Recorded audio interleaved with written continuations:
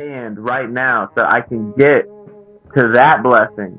But it's like, no, no, like, live out your day and live out like what has been gifted to you today. And there will be time to do what you're supposed to accomplish here on this earth.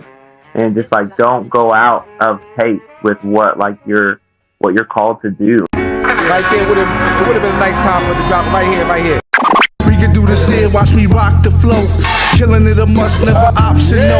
Spent guys at the crab table, still ain't signed to a rap label. DVD when I ain't have cable. I got balls, he ain't rap label. A 60 for me is man fatal. Can't see me like a bad angle. Absolutely, ain't going nowhere. Be forever and ever and ever. Peace, peace, peace, beautiful family. This is Dr. Walter Hidalgo, and this is the Know Thyself Show. The Know Thyself Show utilizes the metaphor of the shelf in order to extrapolate the self. And the way we do that is we invite guests to come in and share something about themselves. And before I introduce my guest, as we always do, I want to shout out a couple of, things that we got rocking out there. Shout out to my brother Steve and his 2020 collections. Shout out to my brother Jason Big Six Estrada, who is a former heavyweight champion of mine. He has a boxing school in Providence, Rhode Island. If you're in the area, holla at him, check him out. Also, if you're looking for any workshops, any coaching, I do that. Check out my book, Beyond the Four Walls, The Rising Ministry and Spirituality of Hip Hop. You can find that at www.knowthyself.tv. You'll find the link below here. The next thing we always do is I like to shout out a group of individuals. And today I want to give a big shout out to all my content creators. Yeah. I want to give a big shout out to all of my artists. I want to give a big shout out to all of my MCs, people that move the crowd,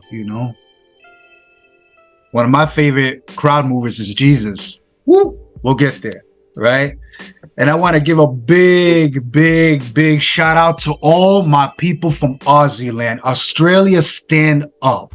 We don't hear enough of our family from down under, and I think it's important because I got somebody here that I respect, that I admire, and that I'm so proud of. My brother Joshua Angrisano. What's good, King? Let's go. Let's go. Man, it's funny. We were just talking about. Much. I'm sorry to I know that I was just. Thanks for having me. I'm sorry for I don't have the Australian accent. I've been living in Australia since 2016, but I'm so happy to be here. I'm so happy that I get to represent Aussie land. Especially have a finger on the pulse of the hip hop culture here. But yeah, from Dallas, Texas. I'm super happy to be here. Thank you for having me. Yeah, no, absolutely. We are honored, and we're going to talk and dissect all those layers that make the amazing person that you are, my brother. So I think, like I was telling them, we were talking about how we met and how we're still in connection, and look at how the universe brings us together digitally. You right now being in Australia, and I'm right here in upstate New York, and this is just God's doing, and it's just a blessing. So thank you, and let's get right to it, man. As we always do, I like to contextualize stuff. I always say if we were to jump into Bill and Ted's Excellent Adventure and go back in time, if we were to go back in time to a younger Josh, what do we see? What do we hear? What would we step into? Because I know, like you said, you're originally from Texas. So Texas, stand up. Talk to us about Texas, Josh. Yeah, man. Yeah, wow. A younger me.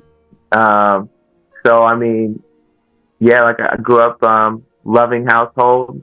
I can't really complain like too much about just like the love that my father and my mother gave to me. They were always like super supportive. Had a older sister, a younger brother. We moved around a lot as a kid, and so I I always kind of say like Dallas, Texas, and Denver, Colorado are the places that shaped me mostly.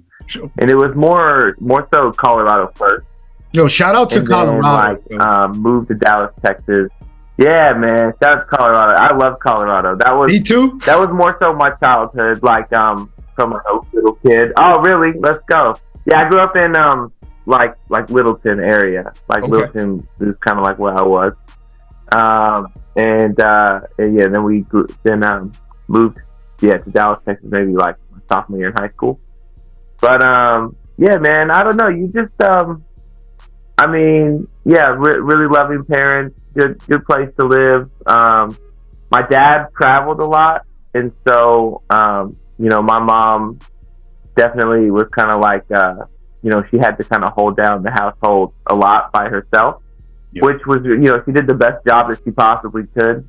And you know, like other siblings, they kind of they dealt with my dad traveling a lot differently than I did. I never felt like I was robbed of like having a dad. Like, he'd always help me out with math homework or anything like that. But he was gone like, you know, 4 days, 5 days every week for like every single time that, like, he was always constantly on the road. He was a musician. He was a performer. And so I kind of like saw this performance side of things where, you know, and especially he was like a Catholic performer. So he would go and he'd share his faith and music like at the same time. And I'd get to go and I'd see him at big stages and stuff like that. And, you know, I was wooed by the being backstage and the sound checks and, you know, seeing like, you know, the empty stadium and then watching people fill in and you be in the background. And just like, that's always like, I don't know. Yeah. Like, that always feels home to me, like being behind the scenes. And I was like, man, I don't know what I want to do, but I like being back here. And so yeah. And I mean, I guess to top that off, you just catch a dude who just had no idea who he was. And, like in high school and in middle school and high school, just constantly like just bouncing, different friend groups and not really like being comfortable in my own skin. And, like, a really anxious kid.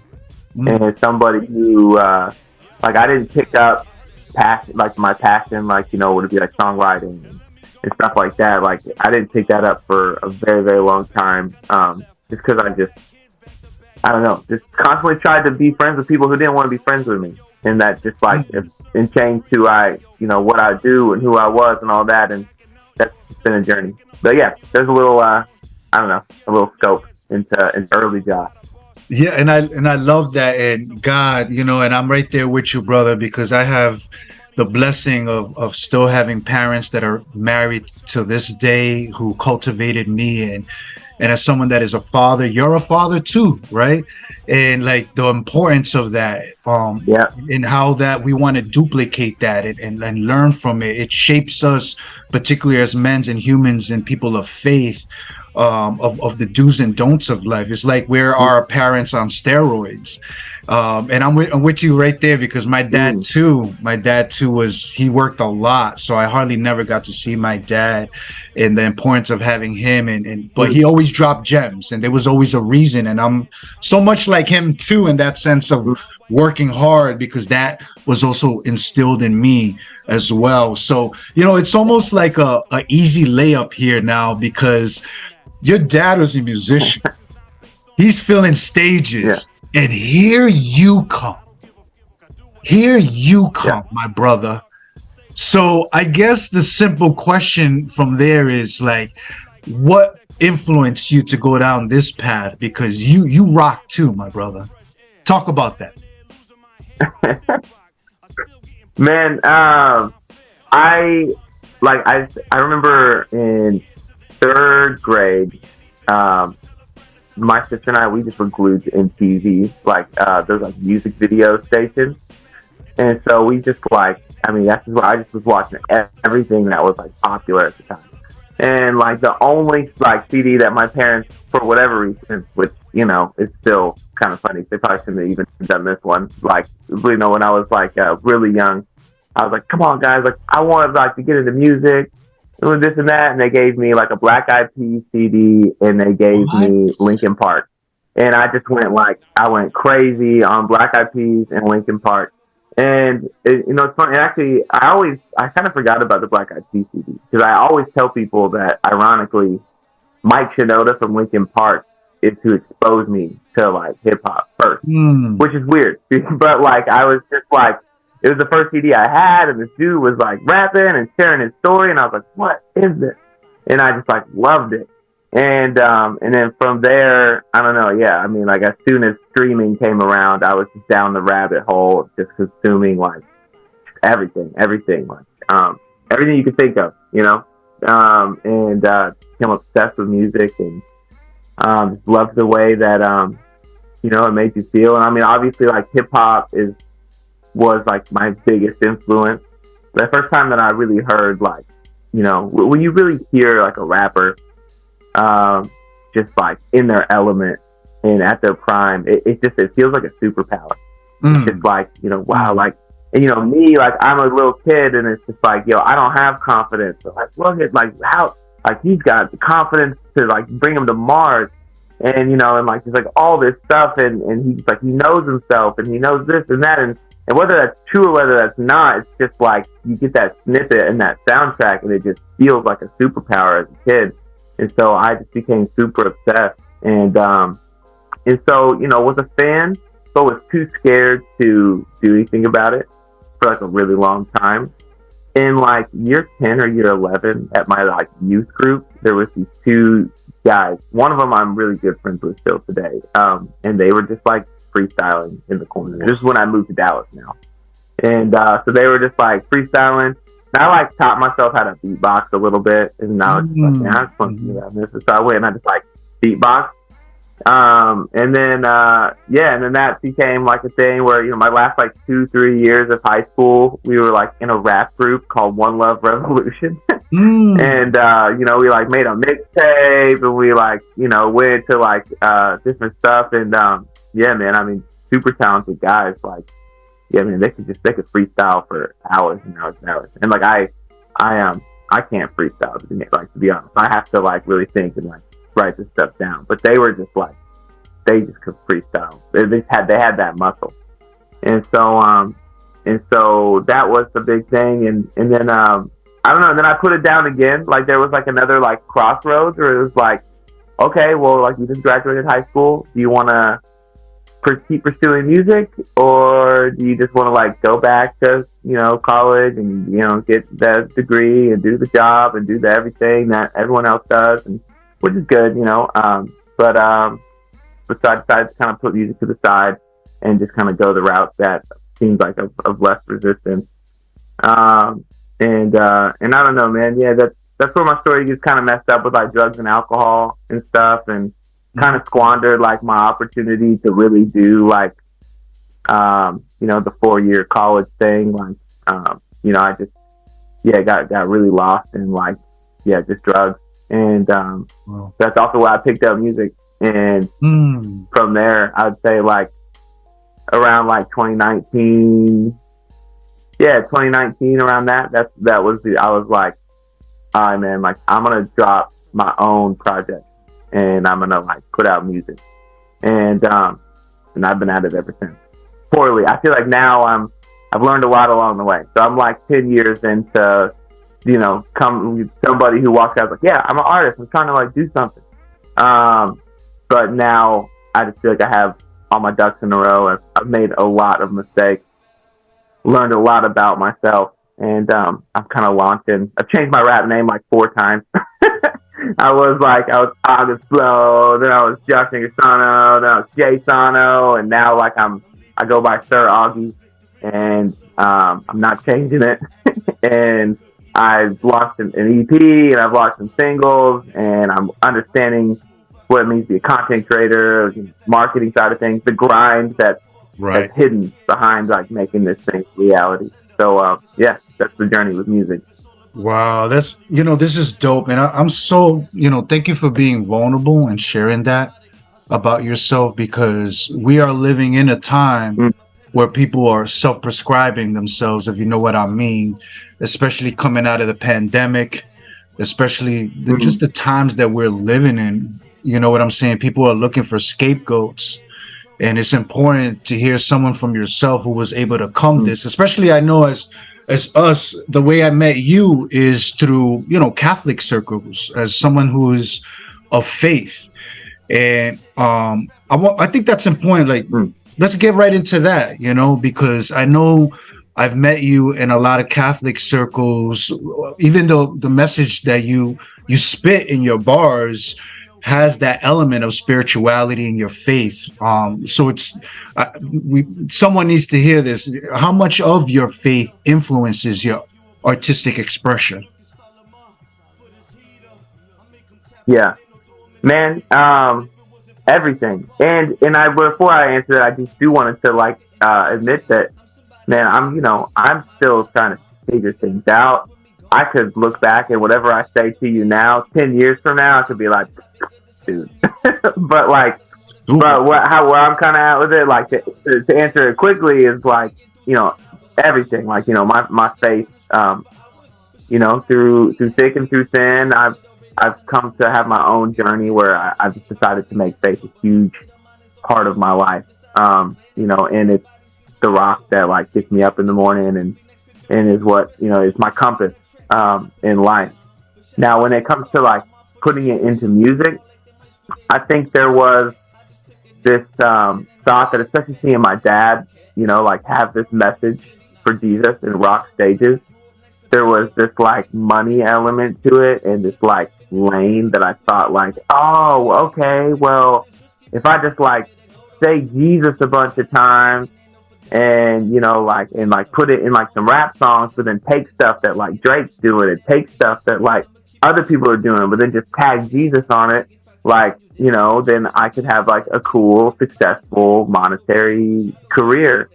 I don't really rock with that anymore, like at all. A, it didn't work, because maybe, I wasn't really good yet, but also B, like, I just think I'm feeling like the Holy Spirit be more involved in my music now, and I don't really talk so much about it, and I go to dark places a lot, like, because I've been making a song with my producer that I met out here, like one song a week. And it's pretty hard, like when you're creating at such a high volume, you're coming in with good days, you're coming in bad days, you're dealing with stuff, you're battling demons. And like there's some songs that's just like, wow, this is not allowed in the little box of, whatever little thing I was trying to operate in previously. But I find like the vulnerability, I really feel God like moving anyway. And so, I don't know. I just feel like, yeah, it's everything, but I'm also realizing that what that means is like the more authentic you can be on the track, the good, the bad, and the ugly is that's where God is. It's not necessarily, like there's a lane for praising his name. That's worship music. There's a lane for like leading people to worship. But then, like, just to be an artist and to like share your story and to like, contribute to the painting, contribute to the puzzle. That can kind of be a different lane. It can look a million different ways. Yep. Yeah.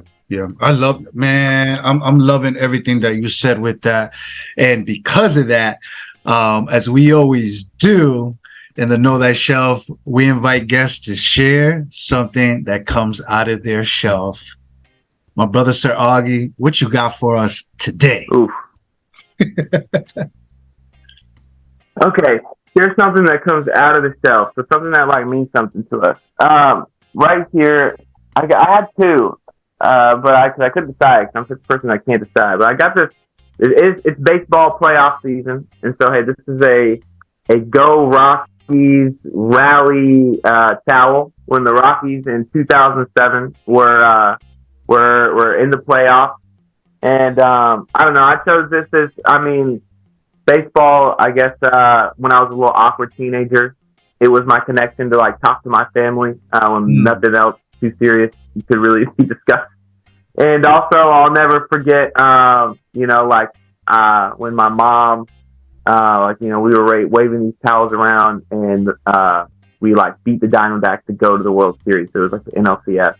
and we were there for that game, and my mom like grabbed my shoulders. She was like, "You can do anything. Like, remember this moment. Like, the Rockies, they should never win anything ever, but like they made it. They made it to the World Series, and like you can do it too." So I just like remember that moment. I love that. That's awesome. No, see that I love that. You know what that reminds me of? I remember I used to work for it was kind of like a treatment facility for young boys who have been victims of violence or molestation in Massachusetts. It was a treatment facility, and they would stay in these halfway houses, and I would stay and monitor them, and you know, they had a therapist and blah blah blah. And I remember one time we were watching basketball, and one of the guys that worked with me, he was an elder man, and I forget who was playing, but it was basketball, and somebody did the ill crossover, dunked, and the boys were like, "Oh!" And one of the kids go, "I wish I could do that." And then he goes, "You can do that." You see, the problem is that instead of us looking at that as we can't do it or competition, look at it as, look what we can do. Look what human beings are accomplishing. And that is the threshold for now, but you can break it, and people are constantly breaking it and reinventing and doing it. So it's like, it makes you think differently. So I immediately thought about that with your mom saying, you look at that. Yeah, you can do that too. And you could probably do it way better. And that's the beauty of it. I love that. I love that. I love it. Man, listen, I want to know kind of like this too, right? So, you know, you're a father, you're an artist. Yeah. You're a content creator. Somewhere there's a little Sir Augie that's in the making, and he or she needs that piece of advice. What would you give that advice to that young person who wants to follow your path? That young person, slow down. Like, don't rush it. You know, like, yeah, just don't rush it. Like, don't leave the pace of like just how your life is like rolling out. You know, because you got time. That's I don't know. That's what I would say. Like, it's like slow down. You got time, and it's so hard with social media because, like, you know, we just talked about how inspiring it can be. Because it's true that when you see somebody do something amazing, it should be like, wow, that's so incredible. And now, like, I'm gonna try to contribute and like, you know, learn from that and add from that. But I think in social media culture, we can kind of like somehow, I don't know, maybe the way people paint it, we can go, dang it, they're over there and I'm over here, and that's not fair. And you know what? Like, I need to neglect my family. I need to neglect my, like, the gifts that are in my hand right now so I can get to that blessing. But it's like, no, like live out your day and live out like what has been gifted to you today, and there will be time to do what you're supposed to accomplish here on this earth. And just like, don't go out of pace with what you're called to do. And sometimes, like, you know, I want to really work on a song, but you know, like, my baby poops himself, and it's like, I could be like, oh, I gotta do this and that. It's like, no, man, like, hey, like, I need to change the diaper. And I know that doesn't make any sense for a young person, but for a young person, it could be something different. It's like, you know, I don't know, I really need to do my homework, or I really need to, like, you know, hang out with this person or this friend, or you know, be there for my family in this season because XYZ is going on. It's like, just embrace it and slow down and just trust that you're going to get where you're supposed to go. Sorry, that was very long-winded. But no, not at all. That was beautifully articulated and shared, because ain't nothing better than slowing down. And if anything, if there's one thing I learned in this life, is time is spiritual. There is a spirituality associated with numbers and time and frequencies and binaries, and everything is mathematical. I mean, we learned that through our 5%ers and through our astrologists and our physicians, that time is so valuable and spiritual. You know what I mean? And I'm glad that you said that, because every spiritual leader at some point stepped back.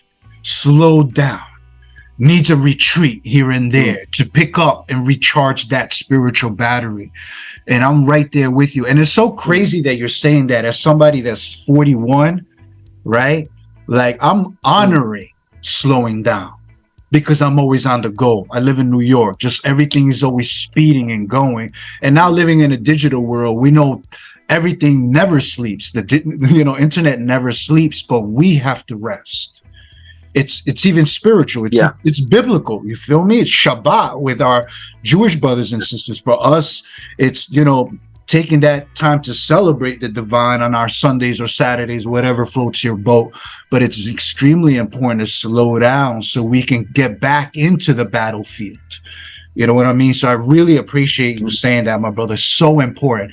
But before we wrap up, I have to ask this question, right? Because it's not every day we got family from Australia. And I really do talk a lot about not just, domestic, transition domestically, but people who transition internationally and move. My background is sociology. I'm really always fascinated to see what drives people and motivates them to move around. So I think people don't really know about Australia. What fascinated me about Australia is that I was born and raised in the south side of Providence, Rhode Island, and I lived on a street up until I was about 15, 16. And you know the name of that street was? What? Adelaide Avenue. Oh, okay. You were like, what's Adelaide? Yeah, and I'm like, what's Adelaide? Figure it out. Exactly. And me and my nerdy, like, I like to find out stuff. So I'm like, what's Adelaide? Adelaide, Australia. How cool is that? Is that God telling you one day I'm going to go? Oh, I'm going to go to Australia for sure, Sir Augie, to go see you, man, brother. So it's got a place to stay in Melbourne. We're not in Adelaide. We're in Melbourne. But no doubt. I'll see you around.